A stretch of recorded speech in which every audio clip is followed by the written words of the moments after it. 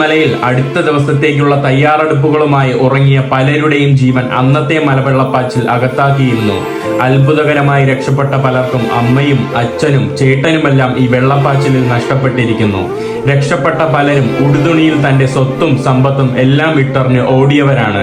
എന്നാൽ കൊച്ചു കേരളത്തിലെ മലയാളികൾ തന്റെ വയനാട്ടിലെ സഹോദരങ്ങളെ രക്ഷിക്കാൻ കേന്ദ്ര ഫണ്ടിനോ സംസ്ഥാന സർക്കാരിന്റെ ഉപദേശത്തിനോ വേണ്ടി കാത്തുനിന്നില്ല. പലരും പല ജില്ലകളിൽ നിന്നും മണിക്കൂറുകൾക്കകം തന്നെ ട്രക്കുകളിലായി ഭക്ഷണവും വസ്ത്രവും വയനാട്ടിലെത്തിച്ചു. തുണിക്കട നടത്തിയവരും ചെരുപ്പ് കട നടത്തിയവരും അവരുടെ കട മുഴുവൻ വയനാടിന് വേണ്ടി ഒഴിപ്പിച്ചു. പള്ളികളും അമ്പലങ്ങളും സ്കൂളുകളും ക്യാമ്പുകളായി മാറി. അനാഥരായവരെ ഏറ്റെടുക്കാൻ പലരും മുന്നിട്ടെത്തി.